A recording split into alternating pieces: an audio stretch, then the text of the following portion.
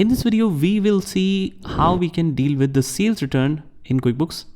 Transaction is of 24 January, return 5 Civic headlights by Mr. Albert. That means the customer is returning items back to us. Just head over to QuickBooks and click on Add New at the top. In the customer section, we have the credit memo right here. Just select the customer, which is Mr. Albert. Date of transaction is 24th of January. I'll just leave all the rest of details like tags and stores as it is, and products. Since the customer is returning a product, it's 5 Civic headlights. 5. Rate is 210. And this makes the total to 1050. All set.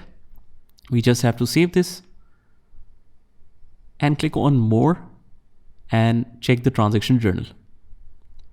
Now at the time of sales, we have mentioned debit as receivables, debit's receivable and sales is credit.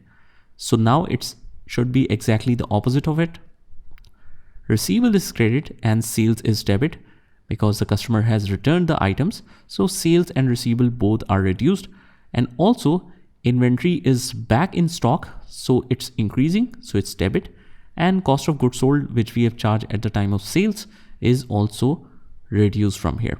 So that's how we can deal with sales return in QuickBooks. Just try this by yourself and I'll see you in the next one.